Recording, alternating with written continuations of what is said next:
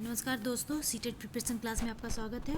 आज मैं आप लोगों को सोशल साइंस पेपर 2 का दिसंबर 2019 का प्रीवियस क्वेश्चन सॉल्व कराऊंगी, जो कि आप लोगों को काफ़ी मदद करेगा एग्ज़ाम के प्रिपरेशन में। आप लोगों को एक आइडिया होगा कि किस तरह से क्वेश्चन पूछा जा रहा है और आपको बहुत हद तक क्वेश्चन भी इम्पोर्टेंट क्वेश्चन भी मिलेंगे इससे और आइडिया भी मिलेगी। तो मैं अभी 2019 का प्रीवियस क्वेश्चन सॉल्व करा रही हूँ। आगे मैं 2018, 2017, 16, 15 इस तरह के भी previous question time to time solve कराते रहूँगी अपने चैप्टर्स के साथ। तो अभी मैं दिसंबर 2019 का क्वेश्चन सॉल्व कराती हूँ। तो आइए आते हैं अपने पहले क्वेश्चन पे। जो हमारा पहला क्वेश्चन इस प्रकार से है कि निम्नलिखित में से कौन सा बृहस्पति पर्वत है। 4 ऑप्शन है दिया हुआ है यहाँ पे। तो जो हमारा आंसर होगा वो हमारा आंसर होगा वाइजेस पर्वत। बाकी जो हिमालय पर्वत, अल्पेशियन पर्वत और उराल पर्वत है, ये हमारे तीनों वर्णित पर्वत के अंतर्गत आते हैं। सिर्फ वाइजेस पर्वत जो है वो बृहस्पति पर्वत के अंतर्गत आता है। तो हमारा आंसर है 4 नंबर। अब अपने दूसरे क्वेश्चन पे आते हैं कि दो कथन दिया गया है, ए और बी। पृथ्वी से हमें चंद्रमा का केवल एक ही भाग दिखाई पड़ता है। और कथन बी हमारा है, चंद्रमा पृथ्वी का एक चक्कर लगभग 27 दिनों में पूरा करता है और लगभग इतने ही समय में वह अपने अक्ष पर भी एक चक्कर पूरा करता है। तो ये जो हमारा दोनों कथन सही है। ये सही इस प्रकार से है कि जब चंद्रमा पृथ्वी का एक चक्कर 27 दिनों में पूरा करता है तो वो 27 दिनों में ही वो अपने अक्ष पे भी एक चक्कर पूरा करता है, जिसकी वजह से पृथ्वी से हमें चंद्रमा का केवल एक ही भाग दिखाई पड़ता है। तो आपको रीज़न भी पता चल गया कि पृथ्वी से चंद्रमा का केवल एक ही भाग क्यों दिखाई देता है। तो जो हमारा ये दोनों कथन है, ये दोनों कथन सही है। और जो बी कथन है वो व्याख्या है, सही व्याख्या है एक ही। तो हमारा जो आंसर होगा इसमें से, ये 4 ऑप्शन में से जो हमारा आंसर होगा वो 1 नंबर होगा। चलिए आगे बढ़ते हैं अपने नेक्स्ट क्वेश्चन के साथ। हमारा नेक्स्ट क्वेश्चन है, कायांतरित सेल के बारे में दिए गए ए, बी और सी कथनों पर विचार कीजिए और सही विकल्प का चयन करिए। हमारे पास 3 कथन दिए गए हैं। पहला है, आग्नेय और अवसादी सेल उच्च ताप और दाब के प्रभाव में कायांतरित सेलों में परिवर्तित हो जाती है। ये बिल्कुल सही कथन है। दूसरा कथन है हमारा, कायांतरित सेल उच्च ताप और दाब के प्रभाव में पिघलकर द्रवित मैग्मा बनाते हैं। ये भी बिल्कुल सही कथन है हमारा। और तीसरा है, संगमरमर एक कायांतरित सेल है। हाँ, बिल्कुल सही है, क्योंकि चूना पत्थर जो है हमारा, चूना पत्थर आग्नेय और अवसादी सेल होता है, जो कि उच्च दाब और ताप में आने के बाद वो एक कायांतरित सेल का रूप में बदल जाता है, यानी वो चूना पत्थर से संगमरमर में बदल जाता है। इसी तरह का और मैं आपको एक एग्जांपल देती हूँ, जो कि जैसे सेल है, सेल हमारा स्लेट में बदल जाता है। सेल हमारा आग्नेय और अवसादी सेल होता है और वो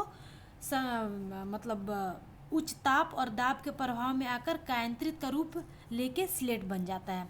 तो हमारा जो आंसर होगा इसमें से, ये हमारा तीनों यानी ए, इसमें आंसर है 1 क्या है हमारा, बी और सी है और एक सी सही है और एक गलत है। ए एवं बी सही और सी गलत है। ए, बी और सी तीनों से। तो हमारा जो आंसर होगा वो 3rd नंबर होगा। तीनों ही कथन हमारा सही है, यानी ये 3 नंबर। हमारा नेक्स्ट क्वेश्चन है, अंतरिक्ष में प्रवेश करने वाले उल्कापिंड वायुमंडल में किस परत में आने पे जल जाते हैं। तो मध्य मंडल में जो उल्कापिंड है वो मध्य मंडल में आने से पूर्ण रूप से जल जाते हैं।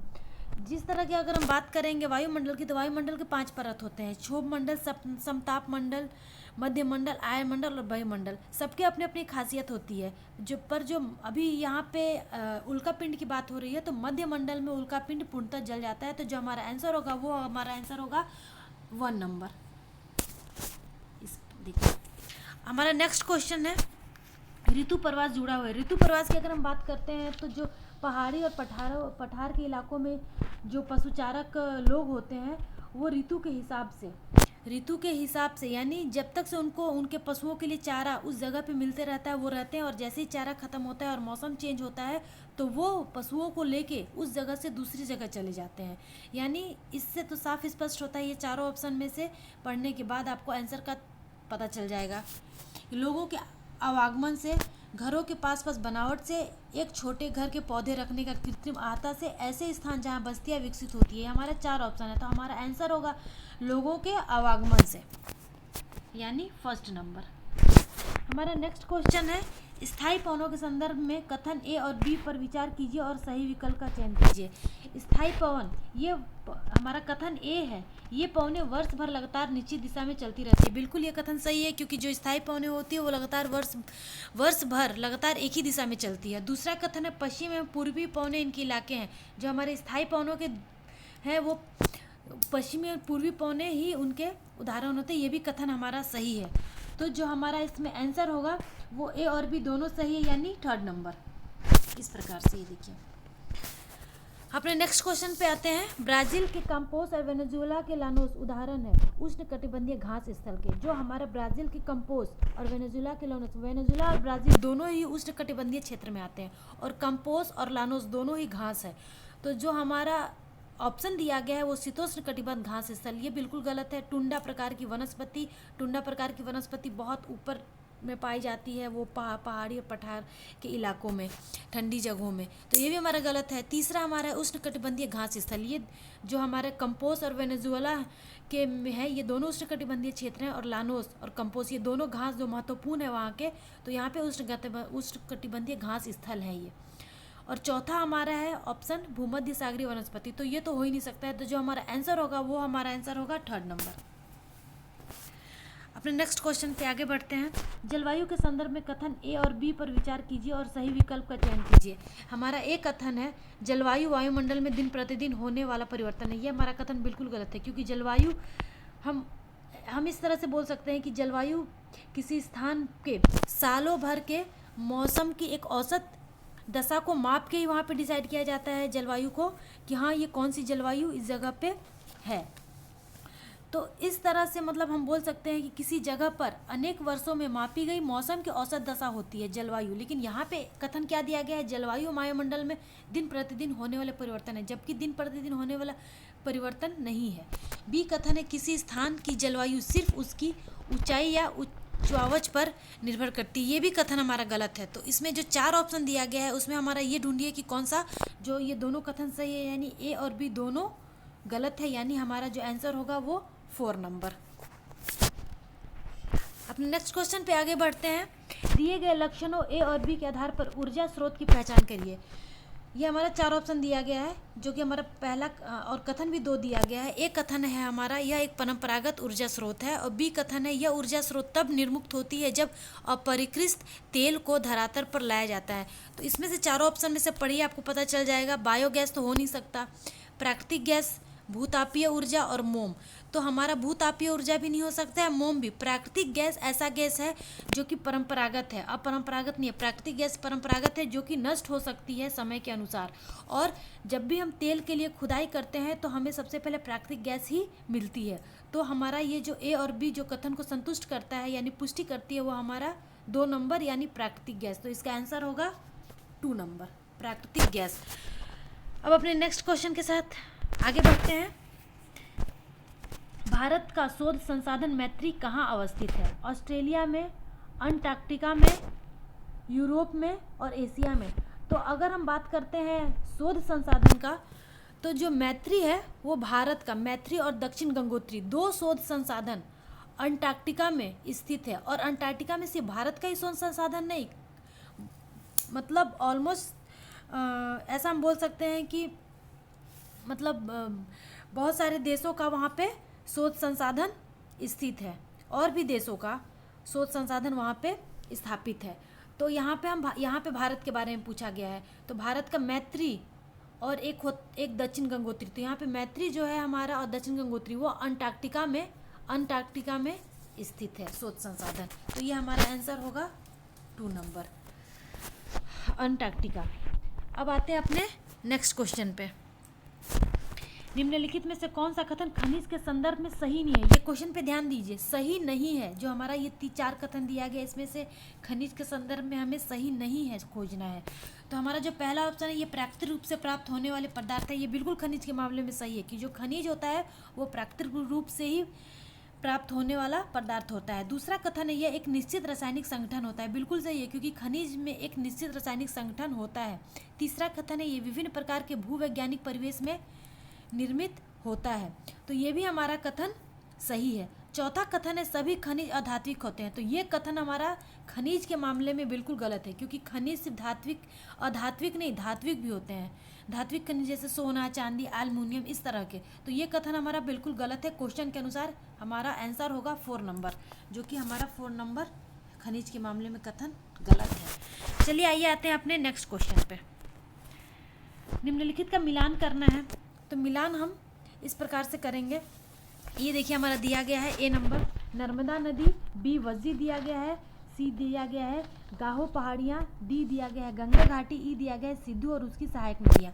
तो मिलान हम यहीं पे मैं कर देती हूँ, बाकी ऑप्शन तो आप लोगों को 1 2 3 4 दिया गया है, मैं बता दूंगी। नर्मदा नदी का मिलान करेंगे 2 आकेट और संग्रहण। नर्मदा नदी पे सबसे पहले आकेट और संग्रहण को पाया गया। वज्जी का हम मिलान करेंगे, आरंभिक गणतंत्र वहीं से स्टार्ट हुआ। गारो पहाड़ियाँ जो है वो हमारा है आरंभिक कृषि, वहाँ पे सबसे पहले कृषि की गई।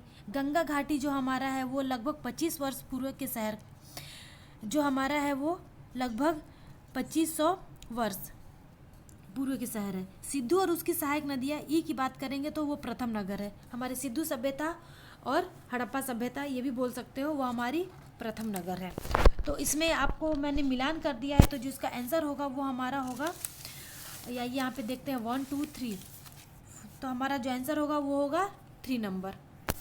इस तरह से ये देखिए आप मिलान करके भी देख सकते हो, मिलान भी मैंने आपको बता दिया है।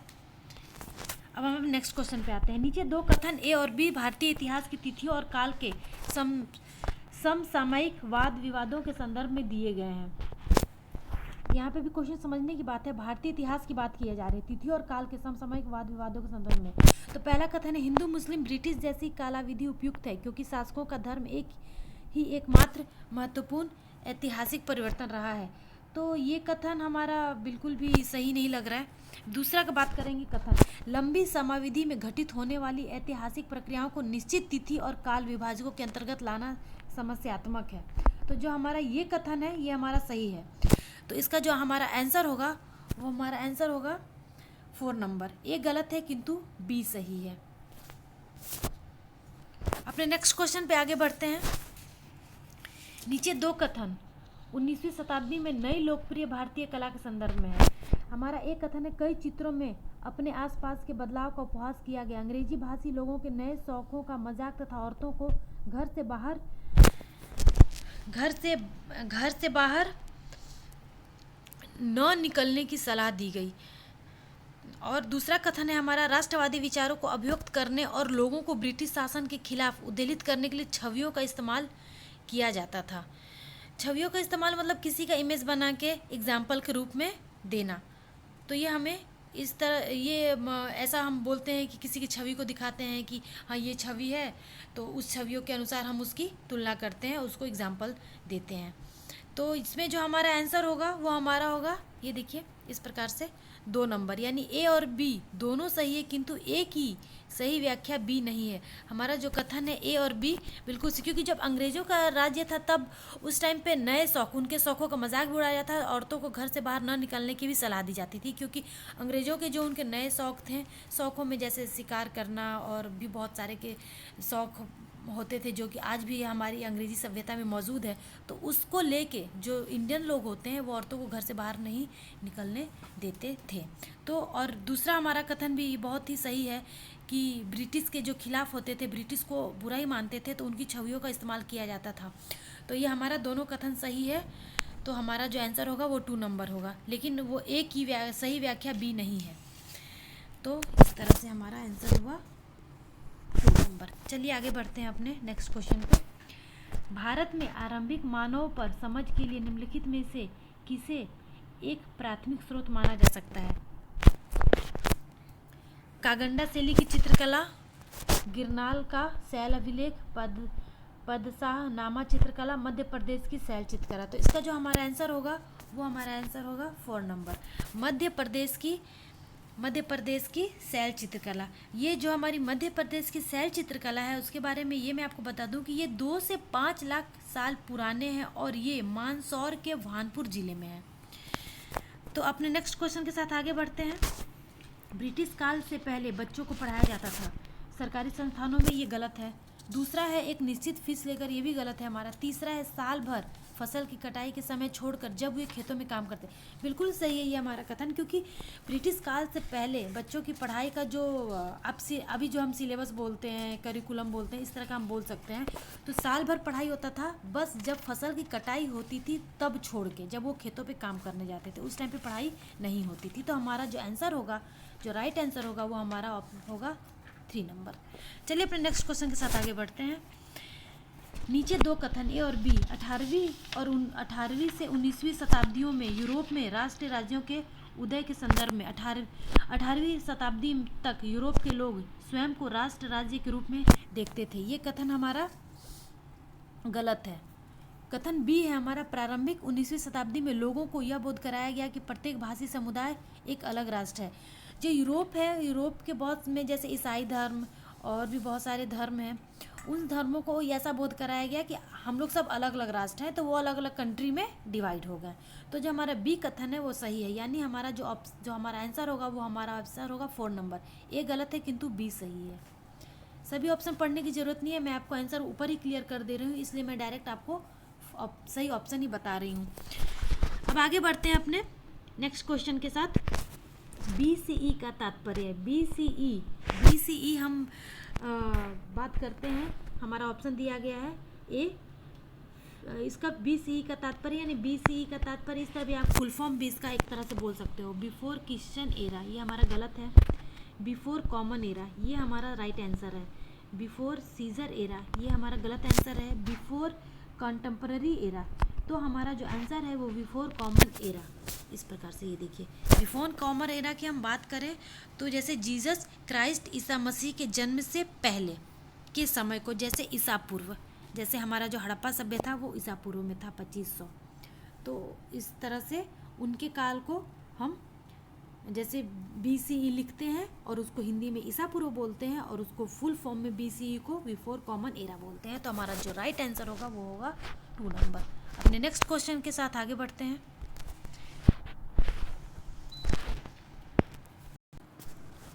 तो हम यह आज कैसे जानते हैं कि पूरा पाषाण युग में भारत में शुतुरमुर्ग होते हैं। तो हमारा जो इसमें आंसर होगा, मैं सारे ऑप्शन को न पढ़ के सिर्फ आपको आंसर बताते जा रही हूँ। तो जो हमारा आंसर होगा ये होगा, महाराष्ट्र के पटने पूरा स्थल में शुतुरमुर्ग के अंडों का अवशेष मिला है। जो महाराष्ट्र के पटने हैं पूरा स्थल है, वहाँ पे शुतुरमुर्ग के अंडों के अवशेष से ही पता चला है शुतुरमुर्ग के पूरा पाषाण में होने का साक्ष्य। तो हमारा जो आंसर होगा वो आंसर होगा हमारा 2 नंबर। अब हमारा नेक्स्ट क्वेश्चन है, हड़प्पा सभ्यता का पतन कैसे हुआ। तो जो हमारा ऑप्शन दिया गया है वो है, ऐसा लगता है कि शासकों का नियंत्रण समाप्त हो गया है। बी ऑप्शन है, जंगलों का विनाश हो गया। सी ऑप्शन है, सभ्यता के पूरे क्षेत्र में बाढ़ आ गई। डी ऑप्शन है, संभवतः नदियाँ सूख गई थी। तो जो हमारा सी ऑप्शन है वो संभावना, ऐसा इस संभावना की ऐसी स्पष्टीकरण नहीं किया गया है। लेकिन जो हमारा ए और बी और डी जो कथन दिया गया है ये हमारा सही है, ये संभावना सही लग रहा है। तो हमारा जो आंसर होगा वो ए, बी एंड डी, यहाँ पे कहाँ ए, बी एंड डी यानी 2 नंबर। तो हमारा जो आंसर होगा वो 2 नंबर होगा। हमारा नेक्स्ट क्वेश्चन है, महायान बौद्ध धर्म के अंतर्गत। तो यहाँ जो हमारा ऑप्शन है वो पहला ऑप्शन है, मूर्तियों में बुद्ध की उपस्थिति सिर्फ कुछ संकेतों के माध्यम से दर्शाई जाती थी। दूसरा ऑप्शन है, बुद्ध की प्रतिमाएं, उस टाइम पे बुद्ध की प्रतिमाएं बनाने जाने लगी थी, जो महायान बौद्ध धर्म चलाया गया था। तीसरा है, बौद्धिस्टों को नहीं स्वीकारा गया क्योंकि उन्हें अभी भी ज्ञान प्राप्ति करना बाकी था। चौथा है, हमारा मूर्ति कला के केंद्रों के रूप में मथुरा एवं तक्षशिला का पतन हुआ था। जो हमारा आंसर होगा वो होगा 2 नंबर, यानी बुद्ध की प्रतिमाएं बनाई जाने लगी थी महायान बौद्ध धर्म के अंतर्गत। इस प्रकार से नेक्स्ट क्वेश्चन है हमारा, खिलजी और तुगलक वंश के अंतर्गत प्रशासन और समेकन के संदर्भ में सही क्या है। पहला है, उपमहाद्वीप का काफ़ी बड़ा हिस्सा दिल्ली के सुल्तानों के अधिकार में रहा, ये हमारा ऑप्शन सही नहीं है। दूसरा है, गंगा के मैदानी इलाकों के घने जंगलों वाले क्षेत्र में पहली बार बैठा गया, ये भी हमारा सही ऑप्शन है। दिल्ली से बंगाल जैसे सुदूर प्रांतों का नियंत्रण कठिन हो गया। तो ये हमारा जो आंसर होगा ये हमारा 3rd नंबर होगा। जब हमारा गयासुद्दीन और अलाउद्दीन खिलजी और उसके बाद सैयद वंश आया, जो कि जिसका संस्थापक मोहम्मद ख्रिज खां संस्थापक था, बंगाल का ही था शायद वो। मैं आपको चैप्टर में ये क्लियर करूँगी, लेकिन जो इसका आंसर होगा वो 3rd नंबर ही होगा कि दिल्ली से बंगाल जैसे सुदूर प्रांतों का नियंत्रण करना कठिन हो गया था। तो इस वजह से ये तुगलक वंश के अंतर्गत जो क्वेश्चन है वो कि समेकन के संदर्भ में सही क्या है, इस प्रकार से है। तो जो हमारा आंसर होगा वो 3rd नंबर होगा। दिल्ली से बंगाल जैसे सुदूर प्रांतों का नियंत्रण कठिन था। हमारा नेक्स्ट क्वेश्चन है, जनजाति लोगों के इतिहास के पुनर्निर्माण में निम्न में से कौन सा कथन गलत है। ये ध्यान रखिएगा कौन सा कथन गलत पूछ रहा है इसमें। तो हमारा जो पहला ऑप्शन है, समकालीन इतिहासकार और मुसाफिरों ने जनजातियों के बारे में बहुत कम जानकारी दी थी, ये हमारा सही है। जनजातियों को एक दूसरे के बारे में कुछ भी जानकारी नहीं थी उस टाइम पे, तो बहुत ही कम जानकारी दिए थे। दूसरा ऑप्शन है, अधिकांश जनजाति समूहों में लिखित दस्तावेज रखा है। तो जो हमारा ये कथन है ये गलत है, कोई भी लिखित दस्तावेज नहीं रखा है। तो हमारा जो इसमें आंसर होगा वो आंसर होगा 2 नंबर, अधिकांश जनजाति समूहों ने लिखित दस्तावेज रखा है, जो कि ये कथन गलत है। इस प्रकार से नेक्स्ट क्वेश्चन पे आते हैं अपने। 1857 के विद्रोह के बाद अंग्रेजों ने किस प्रकार भारत पर अपने नियंत्रण को समेकित किया। तो जो हमारा इसमें ऑप्शन दिया गया है वो ईस्ट इंडिया कंपनी के सारे अधिकार ब्रिटिश साम्राज्य के हाथ में सौंप कर, ताकि भारतीय मामलों को ज़्यादा बेहतर ढंग से संभाला जा सके। ये और दूसरा है, अवध, बिहार, मध्य भारत और दक्षिण भारत से ज़्यादा सिपाहियों की भर्ती कर। ये हमारा सही नहीं लग रहा है। भूमिहीनों तथा किसानों की रक्षा के लिए नीतियाँ बनाकर। चौथा है, तुष्टीकरण तथा संपत्ति अधिकारों की सुरक्षा करके। तो जो हमारा इसमें आंसर होगा वो होगा 1 नंबर, ईस्ट इंडिया कंपनी के सारे अधिकार ब्रिटिश साम्राज्य के हाथ में सौंप कर, ताकि भारतीय मामलों को ज़्यादा बेहतर ढंग से संभाला जा सके। जो 1857 के विद्रोह के बाद ऐसा ईस्ट इंडिया कंपनी के हाथ में सारा अधिकार दे दिया गया था। तो हमारा जो आंसर होगा वो होगा 1 नंबर। हमारा नेक्स्ट क्वेश्चन है, निम्नलिखित में से क्या प्रतिनिधि लोकतंत्र की विशेषता नहीं है। आंसर ऑप्शन दिया गया है, मतदान द्वारा प्रतिनिधि का चुनाव। दूसरा है, प्रतिनिधियों के हाथ में नियंत्रण निर्माण की प्रक्रिया। तीसरा है, जनता का निर्णय निर्माण की प्रक्रिया में प्रत्यक्ष सहभागिता। और चौथा है, जनता को मतदान का अधिकार। जो हमारा आंसर होगा वो होगा 3रा नंबर, जनता की निर्णय निर्माण की प्रक्रिया में प्रत्यक्ष सहभागिता।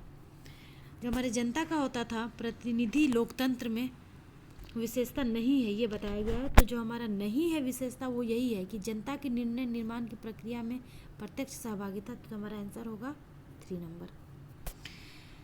नेक्स्ट क्वेश्चन है हमारा, भारत के किस क्षेत्र को छोटा तिब्बत कहा जाता है। पहला है लद्दाख, दूसरा है अरुणाचल प्रदेश, तीसरा है सिक्किम और चौथा है हिमाचल प्रदेश। तो जो हमारा आंसर होगा वो होगा लद्दाख। लद्दाख इसलिए होगा क्योंकि वो तिब्बत के बगल में है। तो हमारा जो छोटा तिब्बत के नाम से बोला जाता है वो उसको लद्दाख को बोला जाता है। तो जो हमारा आंसर होगा वो होगा 1 नंबर, लद्दाख। चलिए अपने नेक्स्ट क्वेश्चन पे आते हैं। भारत में अपील प्रणाली या पौनवार्दित प्रणाली किसे कहते हैं। ऑप्शन है, न्यायिक सेवा में आवेदन का प्रावधान, न्यायालय के आदेश के खिलाफ संसद में अपील का प्रावधान, राज्य कार्यपालिका प्रमुख का सर्वोच्च अपील प्राधिकारी के रूप में कार्यरत होने का प्रावधान, निचली न्यायालय के आदेश के खिलाफ उच्च न्यायालय में अपील का प्रवास। तो जो हमारा आंसर होगा वो 4 नंबर होगा। अगर हमें कोई निचली न्यायालय में न्याय नहीं मिलता और हमें लगता है कि हमें जो न्याय मिलना चाहिए था, तो हम उसे उसके ऊपर के न्यायालय में फिर से एक बार अपील कर सकते हैं। तो हमारा जो आंसर होगा वो हमारा आंसर होगा 4 नंबर। चलिए नेक्स्ट क्वेश्चन पे आते हैं। निम्नलिखित में से कौन सा प्रायद्वीपीय पठार का लक्षण नहीं है। 1 नंबर है, यह उत्तरी मैदानों के दक्षिण में स्थित है। इसके उत्तर पश्चिम में अरावली श्रृंखला स्थित है। यह कोयला एवं लौह अयस्क जैसे खनिजों की प्रचुरता है। चौथा है, इस पठार पर पश्चिम की ओर बहने वाली महानदी और कृष्णा नदियाँ मौजूद है। तो जो हमारा आंसर होगा वो इसमें पूछा गया है कि प्रायद्वीपीय पठार का लक्षण नहीं है। तो जो हमारा प्रायद्वीपीय पठार का ये सभी लक्षण है। जो हमारा प्रायद्वीपीय पठार में ही उत्तरी मैदानों के दक्षिण में स्थित है हमारा प्रायद्वीपीय पठार। इसके उत्तर पश्चिम में अरावली श्रृंखला है, पर्वत श्रृंखला है, या कोयला एवं से के खनिज से पूर्ण भरी हुई है। बहुत सारा खनिज, अयस्क, लौहयस्क वहाँ पाया जाता है। तो जो हमारा आंसर होगा, तो जो हमारा इसका आंसर होगा वो 4 नंबर, क्योंकि यहाँ पे महानदी और कृष्णा नदियाँ नहीं बहती है पठार के पश्चिम की ओर से, यहाँ गंगा और यमुना नदी बहती है। तो हमारा आंसर होगा 4 नंबर। चलिए अपने नेक्स्ट क्वेश्चन पे आते हैं। निम्नलिखित में से कौन सा कथन अफ्रीका के बारे में सही है? पहला है हमारा अफ्रीका का बहुत बड़ा भाग दक्षिणी गोलार्ध में स्थित है। दूसरा है यही एक ऐसा महाद्वीप है जिससे होकर कर्क, विषुवत तथा मकर रेखाएं गुजरती है। तो बाकी सारे ऑप्शन पे जाने की ज़रूरत ही नहीं है, क्योंकि जो हमारा ये बहुत इंपॉर्टेंट क्वेश्चन बनता है, कई बार पूछा जा चुका है।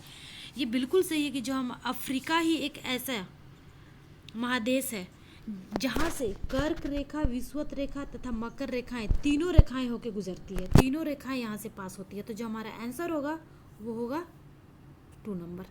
चलिए अपने नेक्स्ट क्वेश्चन पे आते हैं। भारत के दक्षिणी भागों में विशेषकर तमिलनाडु और आंध्र प्रदेश में शरद ऋतु में वर्षा होती है, क्योंकि पवन स्थल भागों से लौटकर बंगाल की खाड़ी की ओर बहती है। पवन अरब सागर से बंगाल की खाड़ी की ओर बहती है, ये गलत है। पवन बंगाल की खाड़ी से अरब सागर की तरफ बहती है, ये भी गलत है। पवन स्थल भागों से लौटकर अरब सागर की ओर बहती है, ये भी हमारा गलत है। हमारा जो आंसर होगा वो होगा 1 नंबर, जो पवन स्थल भागों से मतलब धरातलीय भागों से लौटकर बंगाल की खाड़ी की ओर बहती है। तो आंध्र प्रदेश में और तमिलनाडु में शरद ऋतु आती है। तो हमारा जो आंसर होगा वो होगा 1 नंबर, क्योंकि उत्तरी भागों से लौटकर आती है, जैसे यूपी, असम और मेघालय, बिहार आदि, ये सब भागों से लौटती है जब पवने, जो कि आंध्र प्रदेश की ओर और तमिलनाडु की ओर जाती है, और वहाँ पे ठंड होती है, आती है इन पवनों की वजह से। आइए आते हैं अपने नेक्स्ट क्वेश्चन पे।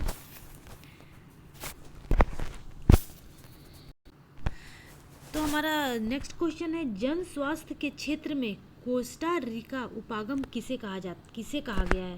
पहला है स्वास्थ्य और सुरक्षा पर एक समान खर्च करना। दूसरा है सुरक्षा बजट पर स्वास्थ्य बजट से ज़्यादा खर्च करना। तीसरा है सैन्य बल ना रखना ताकि जन स्वास्थ्य पर ज़्यादा खर्च किया जा सके।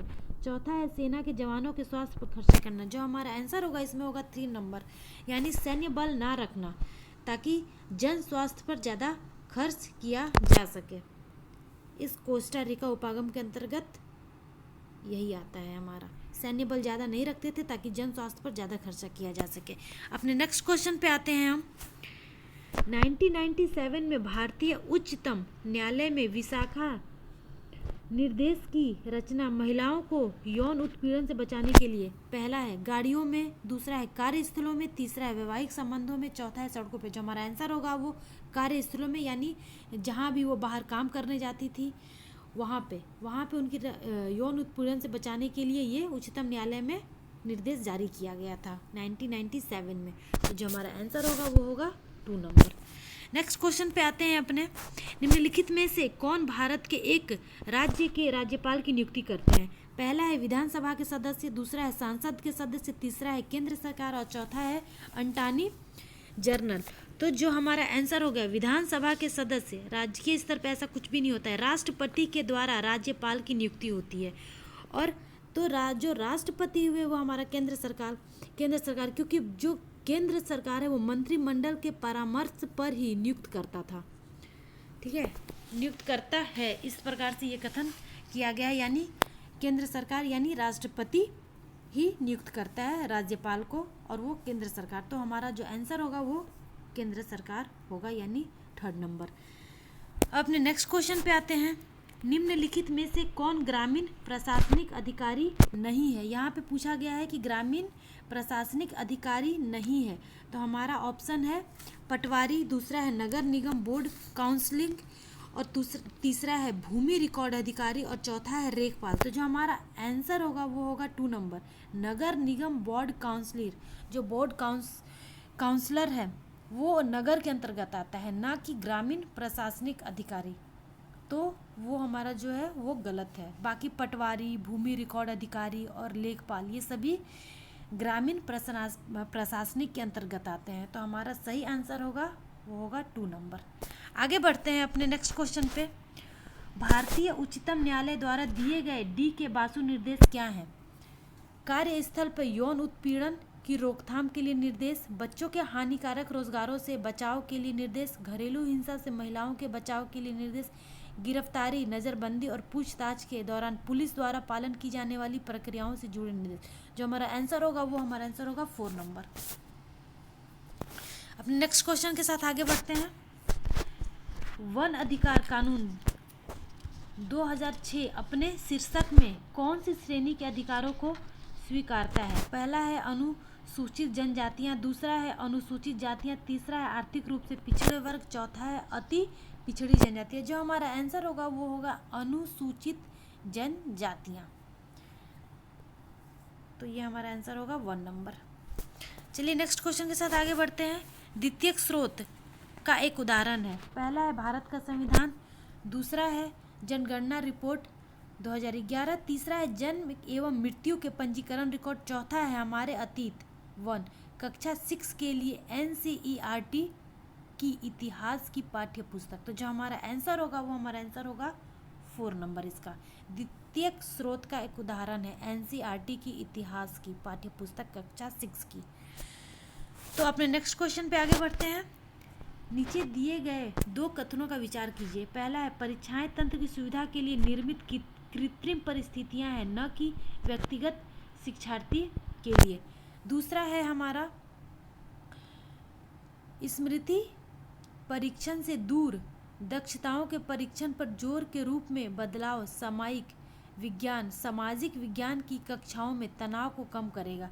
तो जो हमारा इसमें आंसर होगा, इसमें आंसर 4 दिया गया है, केवल कथन ए सही है। ये बिल्कुल ये हमारा सही नहीं हो सकता है ऑप्शन। दूसरा है दोनों कथन ए एंड बी सही है। तो जो हमारा आंसर होगा ये यही होगा, दोनों कथन ही हमारा सही है।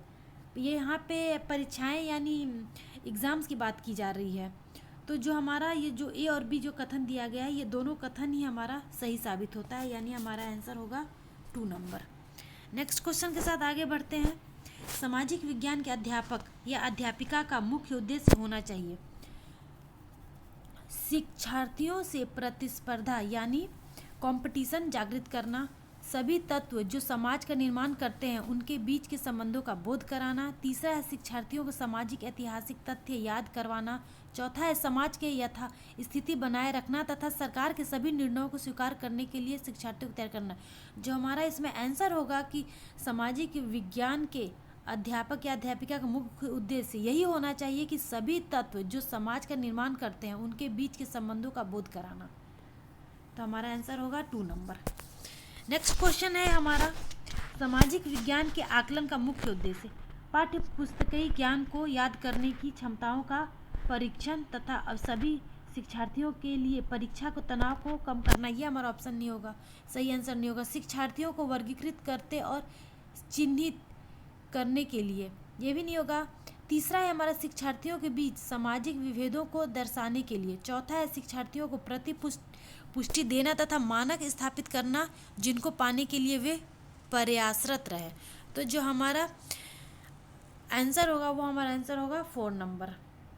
इसमें एक क्वेश्चन पूछा गया है कि सामाजिक विज्ञान के आकलन यानी असाइनमेंट का मुख्य उद्देश्य यही होता है कि शिक्षार्थियों को प्रतिपुष्टि देना तथा मानक स्थापित करना जिनको पाने के लिए ये प्रयासरत रहते हैं। तो हमारा आंसर होगा 4 नंबर। नेक्स्ट क्वेश्चन है हमारा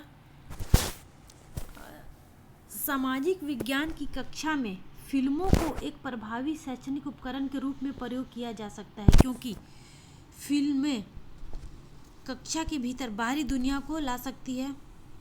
फिल्में अनदेखी और अनसुनी संदर्भों को खोजने की शक्ति से प्रेरित करते हैं। तीसरा है कथन हमारा फिल्में ऐसी कहानियाँ, संवादों और छवियों को सामने लाती है जो जीवन में हमसे दूर हो सकती है। फिल्में एक वस्तुनिष्ठ माध्यम है जो छात्रों को एक ही तरीके से अपने विचार प्रस्तुत करने के लिए प्रोत्साहित करती है। तो यहाँ पे चारों कथन बहुत ही गौर से पढ़ना है, लेकिन हमारा जो सही विकल्प होगा वो हमारा होगा ए नंबर, यानी ए, बी और सी। यानी फिल्में जो है, फिल्म हम बच्चों को यानी प्रोजेक्टर पे या किसी भी टीवी में, क्लासरूम में जो भी फिल्म दिखाई जाती है उसका उद्देश्य यही होता है। आप तीनों कथन ये पढ़ लो, आपको समझ में आ जाएगा। मैं यहाँ रिपीट नहीं कर रही हूँ क्योंकि रिपीट करने में समय लगेगा, और जो कि मैं आपको बता चुकी हूँ पहले, तो आप समझ जाओगे। ये तो हमारा आंसर होगा, वो हमारा आंसर होगा 1 नंबर यहाँ पे। चलिए आगे बढ़ते हैं अपने नेक्स्ट क्वेश्चन के साथ। कक्षा में मानचित्र के प्रयोग के संदर्भ में निम्नलिखित कथनों में सही कौन है? मानचित्र एक सामाजिक राजनीतिक निर्मित है, ये बिल्कुल सही कथन है हमारा। चित्रकाल से उत्तर और सदा सभी सामाजिक राजनीतिक संदर्भों में मानचित्र में ऊपर दर्शाया गया, ये हमारा कोई कथन मानचित्र को लेकर सही नहीं है। मानचित्र एक त्रिआयामी साधन है, जबकि हम एक 2 आयामी दुनिया में रहते हैं, ये भी बिल्कुल सही नहीं है। शिक्षार्थियों में समय की अवधारणा को विकसित करने के लिए मानचित्र एक सहायक सामग्री, ये भी समय की अवधारणा कुछ भी वो मानचित्र से का कोई लेना देना नहीं है। तो हमारा जो आंसर होगा वो केवल एक, कि मानचित्र एक सामाजिक और राजनीतिक निर्मित है। तो हमारा जो आंसर होगा यहाँ पे सही विकल्प होगा वो 1 नंबर होगा। चलिए हमारा नेक्स्ट क्वेश्चन है, शिक्षार्थियों के जीवन में अधिगम यानी सीखना भी बोलते हैं इसको, लर्निंग। तो अधिगम को जोड़ने के प्रयास में सामाजिक विज्ञान के शिक्षकों को चाहिए कि विषय वस्तु में विविध सांस्कृतिक दृष्टिकोणों को इरादतन यानी जानबूझकर एवं सुस्पष्ट शामिल करें, ये होना चाहिए। कक्षा में शिक्षकों को उनके निजी एवं पारिवारिक संदर्भ में चिन्हित करना ये नहीं होना चाहिए, क्योंकि वो उनका पर्सनल मैटर होता है, तो उनको हम कभी भी ऐड नहीं कर सकते। तीसरा हमारा है, शिक्षार्थियों को अपने उदाहरणों एवं अनुभवों को कक्षा में साझा करने के लिए मौका देना, तो ये हमारा हो सकता है।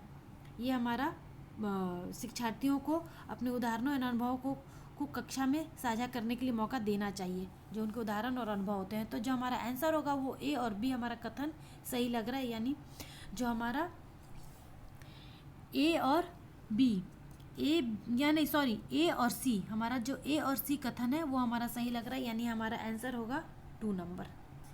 चलिए आगे बढ़ते हैं, अपने नेक्स्ट क्वेश्चन पे आते हैं।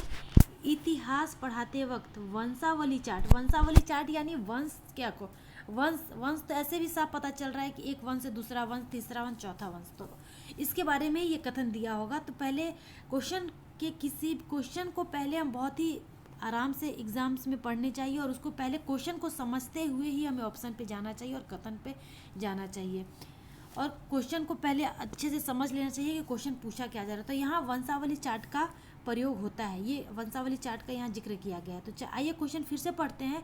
इतिहास पढ़ाते वक्त वंशावली चार्ट का प्रयोग किया गया है, 4 कथन दिया गया है किसी साम्राज्य या वंश के वर्धन एवं विकास को चित्रित करने के लिए, ये बिल्कुल सही कथन है हमारे वंशावली चार्ट के अकॉर्डिंग। दूसरा है बी में है अनुक्रम एवं प्रक्रियात्मक संबंधों को दर्शाने के लिए, ये भी हमारा सही है। तीसरा है एक कालक्रमित रूपरेखा देने के लिए, तो ये भी हमारा सही है, कालक्रमित यानी काल के आधार पे, समय के अकॉर्डिंग। तीसरा है हमारा शिक्षार्थियों में स्थान की अवधारणा विकसित करने के लिए, तो ये हमारा सही आंसर नहीं होगा, यानी ए बी एंड सी तीनों कथन हमारा सही है, यानी हमारा आंसर होगा 1 नंबर। चलिए आगे बढ़ते हैं। दृष्टिबाधित शिक्षार्थियों के साथ कार्य करते समय एक सामाजिक विज्ञान शिक्षक को किस प्रकार से शिक्षण अधिगम प्रक्रिया की अनुकूलन करना चाहिए? मतलब जो दृष्टिबाधित हैं, यानी जिसको दृष्टि से संबंधित विकार हैं जिन शिक्षार्थियों में, तो एक सामाजिक शिक्षक को किस तरह से अपने शिक्षण अधिगम प्रक्रिया को अनुकूलन करना चाहिए, यानी एक ही अच्छे से उसको पढ़ाना चाहिए कि वो किस तरह से वो किसी भी चीज़ को वो लर्निंग कर पाए, जो दृष्टि विकार से ग्रसित है जो शिक्षार्थी। तो यहाँ हमारा 4 कथन यहाँ पे भी दिया गया है। यथोचित विराम तथा पुनरावृत्ति के साथ स्पष्ट एवं उच्च आवाज़ में बोलना, हाँ ये बिल्कुल सही है। जहाँ विराम आता है, जहाँ पुनरावृत्ति करना चाहिए, यहाँ वहाँ अगर वो अपने आवाज़ से वो उस चीज़ को दर्शाएंगे शिक्षक, तो जो दृष्टिबाधित जो शिक्षार्थी है वो उनको सब कुछ समझ में आएगा। दूसरा कथन है विविध प्रकार के आकर्षक दृश्यों वाले कार्य पत्रों का प्रयोग करना, ये हमारा उनसे कोई मतलब नहीं है।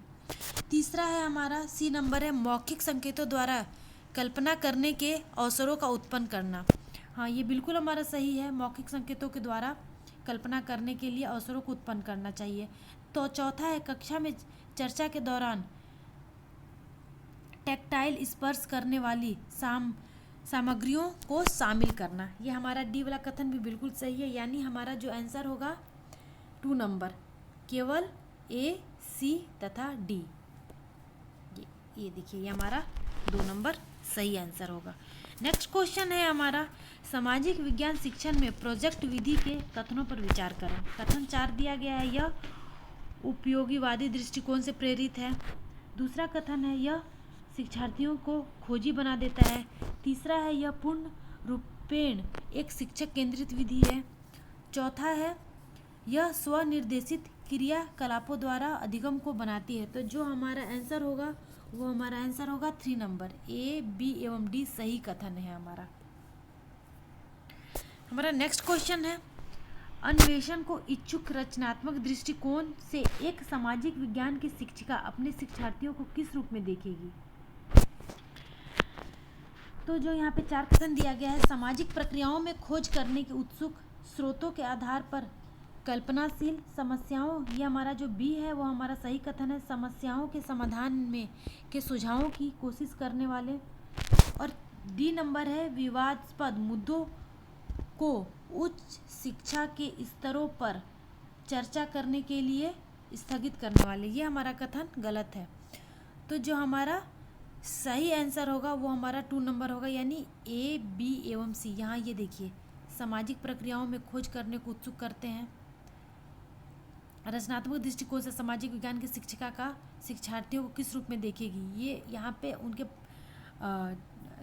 शिक्षा देने की बात की जा रही है रचनात्मक दृष्टिकोण से।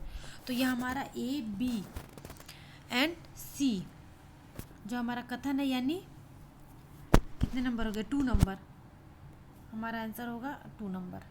हमारा नेक्स्ट क्वेश्चन है, सामाजिक विज्ञान के पाठ्य चर्चा को अधिक समावेशी बनाने में निम्न में से कौन से सहायक हो सकता है। तो जो हमारा आंसर है कथन है, पाठ्य चर्चा को जेंडर संबंधित मुद्दों से जोड़ना। समावेशी मतलब हम ऐसा बोल सकते हैं कि समान रूप से। तो हमारा ए है जेंडर रूप से संबंधित मुद्दों से जोड़ना, तो हमारा ए सही कथन है। दूसरा है, कक्षा में एक रूप निर्देश एवं एक निश्चित शिक्षक शैली। तो ये शिक्षक शैली से रिलेटेड है, तो ये कोई भी समावेशी को नहीं दर्शाता है, तो भी नहीं होगा हमारा कथन सही। सी है, विभिन्न स्रोतों को शामिल करना, आधिकारिक एवं निम्न वर्गीय प्रसंगों को, तो ये हमारा सही है। डी है हमारा, एक परीक्षा पत्र सभी शिक्षार्थियों के लिए, तो ये परीक्षा पत्र की बात हो रही है, तो यहाँ पे कोई समावेशी का बोध नहीं हो रहा है। तो हमारा जो आंसर होगा वो हमारा आंसर होगा 2 नंबर, यानी केवल ए एवं सी कथन सही है, यानी ये 2 नंबर हमारा आंसर होगा। नेक्स्ट क्वेश्चन पे आते हैं अपने, विद्यार्थियों को विवेचनात्मक होना क्यों सीखना चाहिए।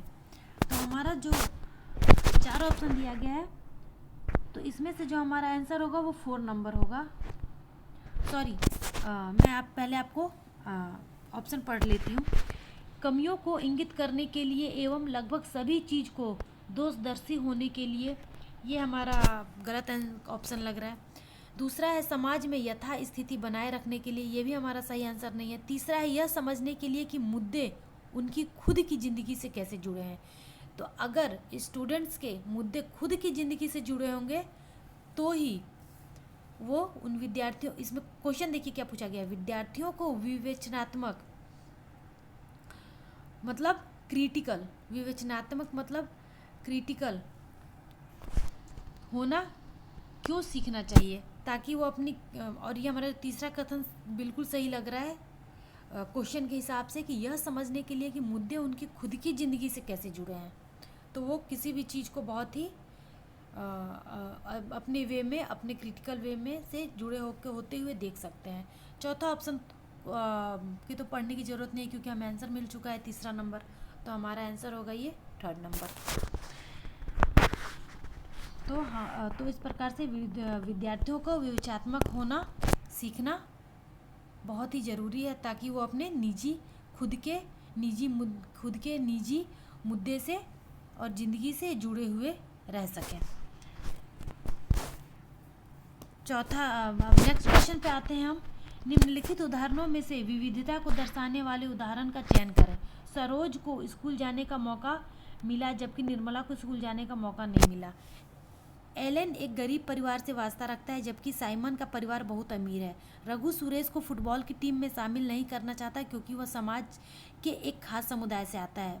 चौथा है हमारा परितोष को बंगला अच्छी आती है, वही सुचिता को हिंदी बोलनी आती है। यहाँ पे हमारा जो आंसर होगा वो 4 नंबर होगा, क्योंकि जो 4 नंबर में यहाँ पे भाषा की बात की गई है, और भाषा जो है हमारे जो भाषा है वही विविधता को, मतलब हम हर स्टेट में, हर कंट्री में हम देखते हैं कि भाषाएं अलग अलग होती है। तो यहाँ पे भाषा की बात की जाती है, तो भाषा ही हमारे विविधता को दर्शाती है। तो हमारा जो आंसर होगा वो भाषा होगा, यानी 4 नंबर हमारा आंसर होगा। आगे बढ़ते हैं अपने नेक्स्ट क्वेश्चन के साथ। एक स्कूल के सामाजिक विज्ञान के शैक्षणिक भ्रमण में जीरो, वोमिडिला, नर्मदा फा राष्ट्रीय उद्यान, तवांग तथा लिसांग गांव को शामिल किया गया है। किस माध्यम से विद्यार्थियों को आप भ्रमण किए गए 2 राज्यों को इंगित करने को कहेंगे? तो जो हमारा ऑप्शन दिया गया है मिजोरम एवं मेघालय एक मानचित्र पर, मणिपुर एवं सिक्किम एक समय रेखा पर, अरुणाचल प्रदेश एवं मणिपुर एक मानचित्र पर, और नागालैंड एवं त्रिपुरा एक समय रेखा पर। तो जो हमारा आंसर होगा वो 3rd नंबर होगा, अरुणाचल प्रदेश एवं मणिपुर एक मानचित्र पर, क्योंकि यहाँ पे जो ये इस गांव की बात की गई है लिसांग की, लिसांग जो गांव आता है वो हमारा मणिपुर में आता है। बाकी सब जो इतने सारे जगह के जो नाम दिए गए हैं वो अरुणाचल प्रदेश के अंतर्गत आते हैं। तो जो हमारा ये दोनों राज्य को कवर करता है ये इतने सारे नाम, इसलिए स्टूडेंट्स को अरुणाचल प्रदेश और मणिपुर का एक मानचित्र पर भ्रमण किए गए राज्यों को इंगित करने के लिए कहेंगे। तो जो हमारा आंसर होगा वो होगा 3rd नंबर। चलिए आगे बढ़ते हैं अपने नेक्स्ट क्वेश्चन के साथ। सामाजिक विज्ञान की सामायिक समझ के अध्यापकों को निम्नलिखित सभी को करने को प्रोत्साहित करती है, केवल इसको छोड़ के। शिक्षार्थियों को दूसरे के स्थानीय अनुभवों को पढ़ने एवं स्वयं के अनुभवों को खोजने के लिए, ये हमारा आंसर नहीं होगा। प्रश्नों के समान उत्तर देने के लिए शिक्षार्थियों को प्रोत्साहन देना जिससे कि सभी बेहतर बन सके, ये हमारा सही आंसर है। बाकी ये 2 ऑप्शन पढ़ने की ज़रूरत नहीं है, हमें सही आंसर मिल चुका है। तो हमारा ये आंसर, इसका आंसर होगा 2 नंबर, कि सामाजिक विज्ञान की समसामयिक समझ अध्यापकों को प्रश्नों के समान उत्तर देने के लिए शिक्षार्थियों को प्रोत्साहन देना जिससे कि सभी बेहतर कर सकें, प्रोत्साहित करती है सिर्फ इसको छोड़ के, यानी हमारा आंसर होगा 2 नंबर। बाकी सब प्रोत्साहित करती है, ये तीनों हमारा ऑप्शन जो है इसको 2 नंबर को छोड़ के। तो हमारा आंसर है 2 नंबर। चलिए आगे बढ़ते हैं। निम्नलिखित में से जेंडर रूढ़िवादिता का उदाहरण नहीं है यहाँ पे। तो जो हमारा सिर्फ लड़कों को फुटबॉल टूर्नामेंट में भाग लेने के लिए प्रोत्साहित किया जाता है, तो यहाँ पे पूछा गया नहीं है की बात की गई है, तो यहाँ पे है पहला ऑप्शन तो हमारा नहीं हो पाएगा।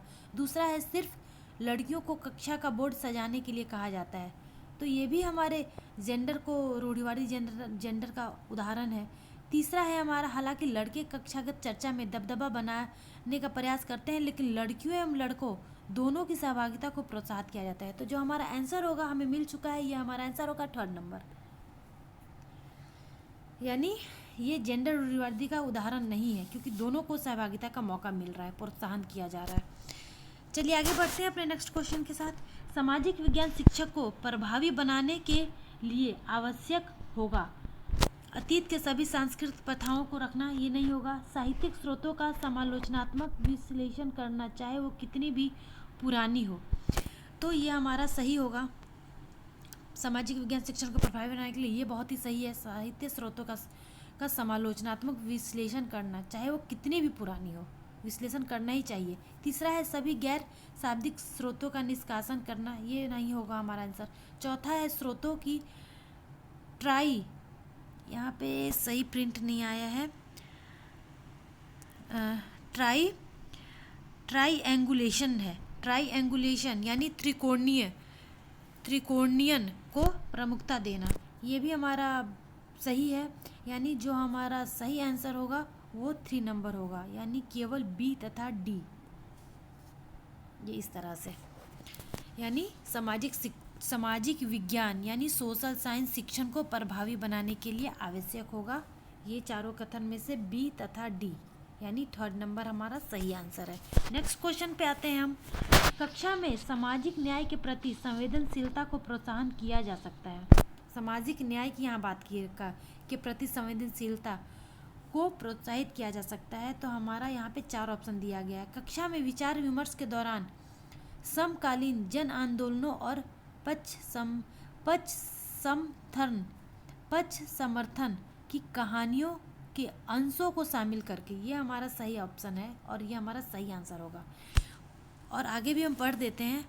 भारतीय सामाजिक परिवेश में ऐतिहासिक संदर्भों को एक गैर बराबर शक्ति समीकरण के रूप में देखकर, तो ये भी हमारा सही आंसर होगा।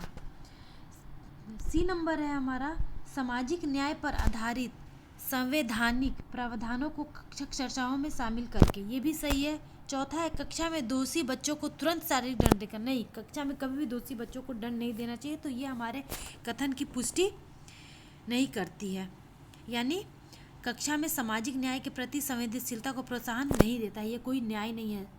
बच्चों को शारीरिक दंड देना हमारे न्याय के अंतर्गत नहीं आता है। सख्त मना है आजकल के स्कूलों में बच्चों को दंड देना। तो हमारे डी को छोड़ के बाकी तीनों सामाजिक न्याय संवेदनशीलता को प्रोत्साहित करती है, तीनों कथन। तो हमारा जो आंसर होगा वो 2 नंबर। नेक्स्ट क्वेश्चन पे आते हैं। इतिहास शिक्षण शास्त्र प्रयास करेगा कि इतिहास का निर्माण स्रोतों पर आधारित होता है। ये सही है। बी है, इतिहास सामाजिक प्रक्रियाओं में निरंतरता और बदलाव को खोजे। ये भी सही है। निरंतरता प्रक्रियाओं और इतिहास सामाजिक प्रक्रियाओं में निरंतरता और बदलाव को खोजे। तीसरा है हमारा, इतिहास व्याख्यानों के विभेदों में संलग्न हो तथा प्रमुख समुदाय के विचारों को अनुमोदित करे। ये हमारा नहीं हो सकता है। चौथा है, इतिहास घटनाओं को एक काल विशेष के सामाजिक राजनीतिक संदर्भ में रख कर देखें। ये हमारा डी, ए बी डी हमारा सही कथन लग रहा है, यानी हमारा जो आंसर होगा वो होगा 2 नंबर। नेक्स्ट क्वेश्चन पे आते हैं हम अपने। प्रदूषण रहित हवा का अधिकार भारत में किस मौलिक अधिकार के भाग के रूप में स्वीकारा गया है? समानता, जीवन, न्याय, आज़ादी। तो हमारा जो आंसर होगा वो आंसर होगा 2 नंबर। जो हमारा हवा है वो जीवन से कनेक्शन रखता है, क्योंकि जब हवा नहीं तो हमारा जीवन नहीं। तो प्रदूषण रहित हवा की यहाँ बात हो रही है। प्रदूषण रहित हवा के अधिकार की बात हो रही है। तो वो हम मौलिक अधिकार, किस मौलिक अधिकार के अंतर्गत यानी भाग के रूप में स्वीकारा गया है? तो वो जीवन के अंतर्गत। तो जो हमारा आंसर होगा वो होगा 2 नंबर। नेक्स्ट क्वेश्चन पे आते हैं। भारत का वर्णन करने के लिए विविधता में एकता मुहावरे का निर्माण किसने किया? तो ये जवाहरलाल नेहरू ने ऐसा कहा कि विविधता में एकता, यानी हमारे भारत में कई जाति, कई धर्म, कई भाषा और कई राज्य के लोग होते हैं, फिर भी विविधता में एकता, उन्हीं का जवाहरलाल नेहरू का ही मुहावरा कहा गया है सबसे पहले। तो यह हमारा जो आंसर होगा वो होगा 1 नंबर।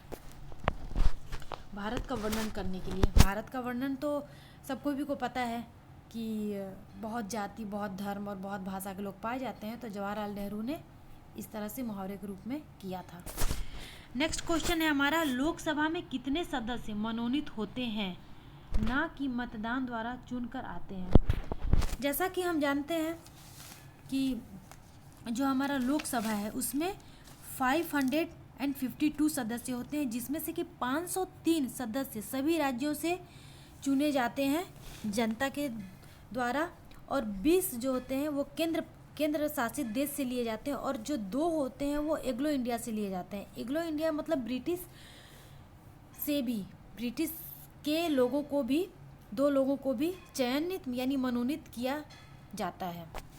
तो इस तरह से हम ये बोल सकते हैं कि जो हमारा सही आंसर होगा वो होगा 3 नंबर, यानी जो कितने यहाँ पे पूछा गया है कि लोकसभा में कितने सदस्य मनोनीत होते हैं, ना कि मतदान द्वारा तो चुने जाते हैं। तो हमारे 2 सदस्य मनोनीत होते हैं जो कि एग्लो इंडिया होते हैं।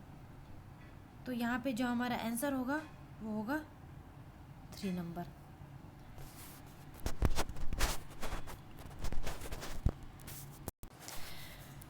मैं आप लोगों को आगे बढ़ने से पहले एक इस क्वेश्चन के बारे में और भी एक जानकारी देना चाहती हूँ कि जो लोकसभा में यहाँ क्वेश्चन पूछा गया कि कितने सदस्य मनोनीत होते हैं, ना कि मतदान द्वारा चुन कर आते हैं, तो ये हमारा 2019 का क्वेश्चन है।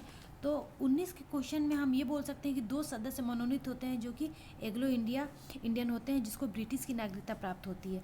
लेकिन जब अगर ये क्वेश्चन फिर से रिपीट किया जाता है 2020 में, तो यहाँ पे ऑप्शन होगा, जो हमारा आंसर होगा वो 0, क्योंकि जनवरी 2020 में जो ये 2 मनोनीत जो एंग्लो इंडिया सदस्य चुने जाते हैं, जो मनोनीत होते हैं, उनको ये प्रथा मतलब ये हटा दिया गया है, अभी ये ख़त्म कर दिया गया है। तो अब ये 2 जो ब्रिटिश की मान्यता, जिसको नागरिकता प्राप्त है, उसको कोई भी 2 सदस्यों की मान्यता इसमें अब लोकसभा में डायरेक्ट मनोनीत नहीं होते हैं। तो कहने का ये मतलब है कि आगे से ये क्वेश्चन है तो उसका आंसर आप लोग 0 दीजिएगा, क्योंकि ये जो 2 मनोनीत सदस्यों का जो सिस्टम है वो 2020 जनवरी से हटा दिया गया है। चलिए नेक्स्ट क्वेश्चन पे आते हैं। अब तो इसका आंसर होगा, यहाँ पे मैं मार्किंग कर दूँ, ये 3 नंबर।